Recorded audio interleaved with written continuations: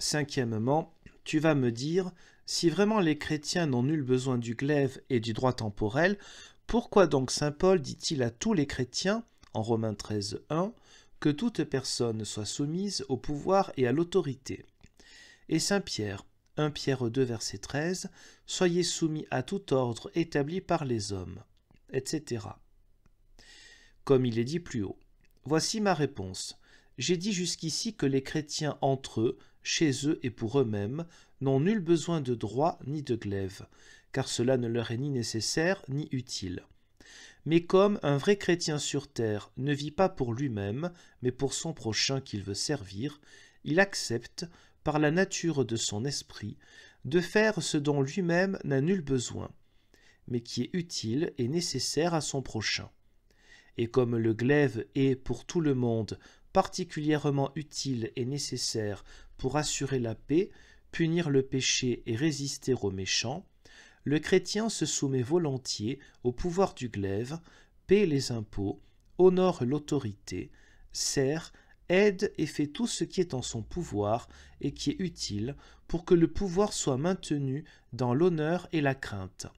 Et il le fait, bien que lui-même n'en ait nul besoin. Mais il regarde à ce qui est avantageux et bon pour les autres, ainsi que saint Paul l'enseigne en Éphésiens 5, 21. C'est ainsi qu'il accomplit aussi toutes les autres œuvres de la charité, dont il n'a nul besoin. Il ne visite pas les malades pour être guéri lui-même.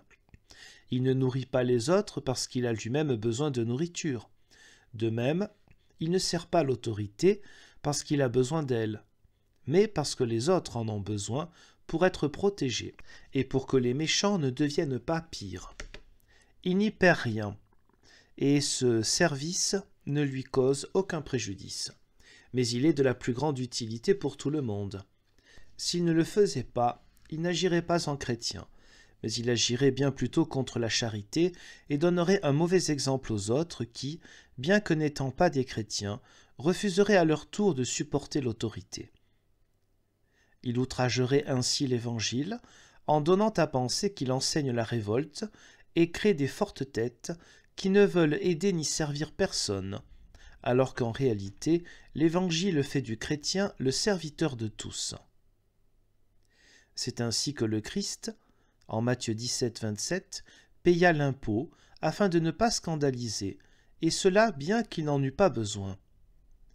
De même, tu peux aussi remarquer dans les paroles du Christ, citées plus haut de Matthieu 5, 39, qu'il enseigne bien que les chrétiens ne doivent pas avoir parmi eux de glaive temporel ni de droit. Mais il n'interdit pas de servir ceux qui possèdent le glaive et le droit et de leur être soumis. Au contraire, parce que toi-même, tu n'en as pas besoin et ne dois pas les posséder, tu dois d'autant plus servir ceux qui ne sont pas encore montés aussi haut que toi, et qui, eux, en ont encore besoin. Si toi, tu n'as pas besoin qu'on punisse ton ennemi, ton voisin qui est faible, lui en a besoin, et tu dois lui venir en aide pour qu'il ait la paix, et que son ennemi soit réprimé.